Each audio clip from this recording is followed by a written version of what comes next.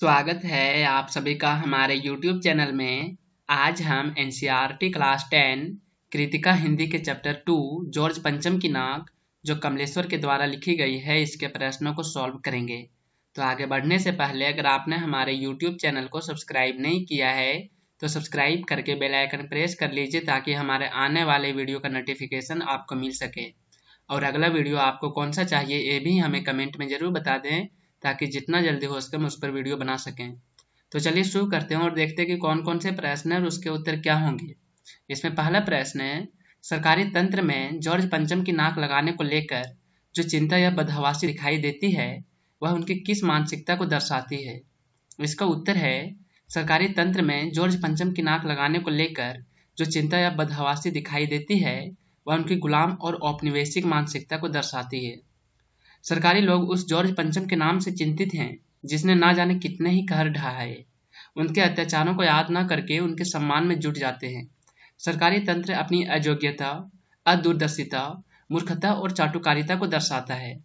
अगला प्रश्न है, रानी एलिजाबेथ के दर्जी की परेशानी का क्या कारण था। उनकी परेशानी को आप किस तरह से तर्कसंगत ठहराएंगे। इसका उत्तर है, रानी एलिजाबेथ के दर्जी की परेशानी का कारण रानी की वेशभूषा थी। दर्जी यह सोचकर परेशान हो रहा था कि भारत, पाकिस्तान और नेपाल यात्रा के समय रानी किस अवसर पर क्या पहनेगी। दर्जी की परेशानी तर्क संगत थी, यह इसलिए क्योंकि रानी इस यात्रा पर अपने देश का प्रतिनिधित्व कर रही थी, अर्थात उनके कपड़ों का उनकी मर्यादा के अनुकूल होना जरूरी था। रानी की वेशभूषा तैयार करने में यदि उससे कोई चूक हो जाती तो उसे रानी के क्रोध का सामना करना पड़ता। अगला प्रश्न है, और देखते ही देखते नई दिल्ली का काया पलट होने लगा। नई दिल्ली के काया पलट के लिए क्या क्या प्रयत्न किए गए होंगे। इसका उत्तर है, दिल्ली की काया पलट करने के लिए पर्यटक स्थलों का उद्धार किया गया होगा। दिल्ली की खस्ता हो चुकी सड़कों का पुनरुद्धार किया होगा। पूरे दिल्ली शहर में साफ सफाई के लिए विशेष योजनाएं तैयार की गई होगी। उन दिनों पानी या बिजली की समस्याएं ना उत्पन्न हो उसके लिए कारगर कार्य किए गए होंगे। आतंकवादी घटनाएं या फिर इंग्लैंड विरोधी कार्रवाई और धरने ना हो इसके लिए सुरक्षा के पूरे इंतजाम किए गए होंगे।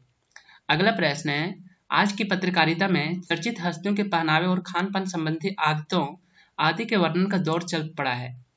इस प्रकार की पत्रकारिता के बारे में आपके क्या विचार हैं। इसका उत्तर है, आज की पत्रकारिता में चर्चित हस्तियों के पहनावे और खान पान संबंधी आदि आदतों के वर्णन का दौर चल पड़ा है। वह न केवल अनावश्यक है बल्कि समाज की उन्नति के लिए बाधक भी है। यह एक निम्न स्तर की भटकी हुई पत्रकारिता है। पत्रकारिता लोकतंत्र का वह मुख्य स्तंभ है जो समाज के अधिकारों के प्रहरी के रूप में समाज तथा राष्ट्र दोनों के विकास में महत्वपूर्ण भूमिका अदा करती है। किंतु इस प्रकार की पत्रकारिता जिससे सामान्य ज्ञान नहीं बढ़ता, न ही इससे आम आदमी के जीवन में कोई लेन देना होता है, समाज को सिर्फ हानि पहुंचाती है। यह व्यक्ति विशेष की निजी जीवन में अनुचित ताक झांक है जो हमारी सभ्यता व संस्कृति के विपरीत है। अगला प्रश्न है, इस तरह की पत्रकारिता आम जनता विशेषकर युवा पीढ़ी पर क्या प्रभाव डालती है। इसका उत्तर है, इस प्रकार की पत्रकारिता आम जनता विशेषकर युवा पीढ़ी पर अत्यंत नकारात्मक और हानिकारक प्रभाव डालती है। यह युवा पीढ़ी के चारों ओर चर्चित हस्तियों की जीवन शैली का ऐसा भ्रमजाल बुन देती है जिसमें उलझकर युवा पीढ़ी और आम जनता अपने लक्ष्यों और कर्तव्यों से भटक कर अपराध के दलदल में फंस जाती है। राष्ट्र को सही दिशा में चलाने के लिए यह आवश्यक है कि पत्रकारिता का प्रत्येक विषय समस्त नागरिकों के हित में हो, न कि लोगों को पथ भ्रष्ट करने के लिए हो। अगला प्रश्न है, जॉर्ज पंचम की लाट की नाक को पुनः लगाने के लिए मूर्तिकार ने क्या क्या प्रयत्न किया। इसका उत्तर है, जॉर्ज पंचम की लाट की नाक को पुनः लगाने के लिए मूर्तिकार ने सर्वप्रथम जॉर्ज पंचम की नाक के निर्माण में प्रयुक्त पत्थर को खोजने का प्रयास किया। इसके लिए उसने देश भर में जा जाकर खोज की पर असफल रहा। वह पत्थर विदेशी था। उसने देश भर में घूम घूम कर शहीद नेताओं की मूर्तियों की नाक का नाप लिया ताकि उन मूर्तियों में से किसी की नाक को जॉर्ज पंचम की लाट पर लगाया जा सके, किंतु सभी नाकें आकार में बड़ी निकली। इसके पश्चात उसने 1942 में बिहार सेक्रेटेरिएट के सामने शहीद बच्चों की मूर्ति की नाक का नाप लिया, किंतु वे भी बड़ी निकली। अंत में उसने जिंदा नाक लगाने का निर्णय लिया। अगला प्रश्न है, प्रस्तुत कहानी में जगह जगह कुछ ऐसे कथन आए हैं जो मौजूदा व्यवस्था पर करारी चोट करते हैं।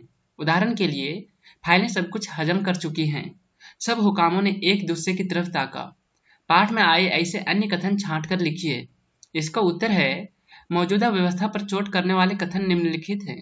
पहला, सभापति ने तेज में आकर कहा, लानत है आपकी अकल पर।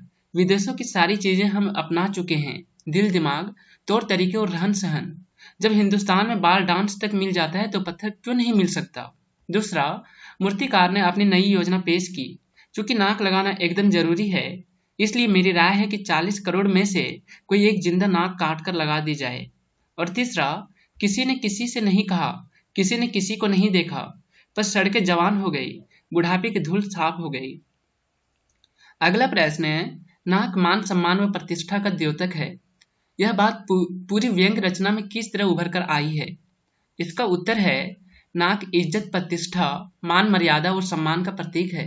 शायद यही कारण है कि इससे संबंधित कई मुहावरे प्रचलित हैं, जैसे नाक कटना, नाक रखना, नाक का सवाल, नाक रगड़ना आदि। इस पाठ में नाक मान सम्मान व प्रतिष्ठा का द्योतक है। यह बात लेखक ने विभिन्न बातों द्वारा व्यक्त की है।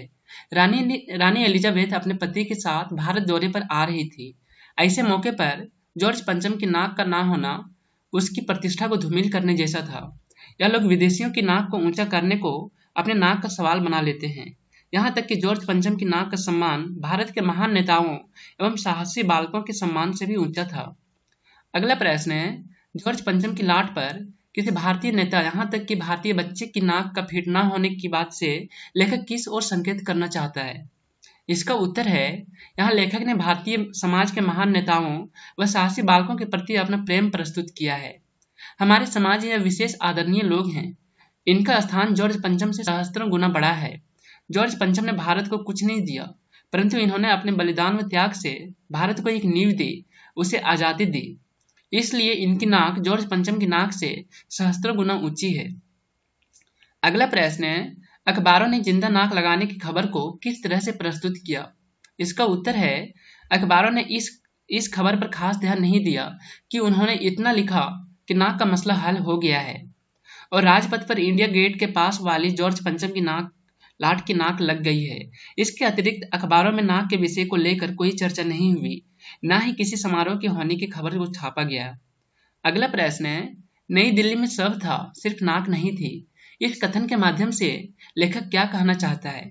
इसका उत्तर है, इस कथन के माध्यम से लेखक कहना चाहता है कि रानी की स्वागत तथा उसकी प्रसन्नता हेतु दिल्ली में हर प्रकार की तैयारियां की गई थी। साफ सफाई, सजावट, सुख सुविधा से लेकर सुरक्षा की सभी व्यवस्था की गई थी। किंतु इन सब के बावजूद भी जॉर्ज पंचम की लाट की नाक, जो संभवतः अंग्रेजों के मान सम्मान का प्रतीक थी, नहीं थी।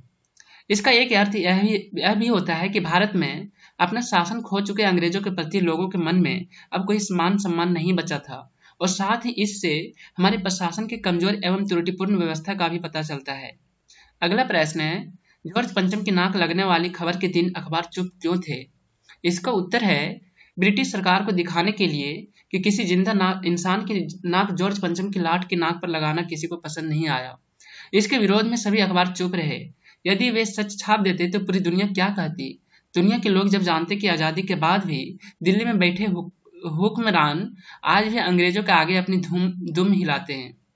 आपको ये वीडियो कैसा लगा है हमें कमेंट में जरूर बताएं, और अगर वीडियो अच्छा लगे तो इसे लाइक कीजिए, दोस्तों के साथ शेयर कीजिए, और अगर आपने हमारे YouTube चैनल को सब्सक्राइब नहीं किया है तो सब्सक्राइब करके बेल आइकन प्रेस कर लीजिए ताकि हमारे आने वाले वीडियो का नोटिफिकेशन आपको मिल सके।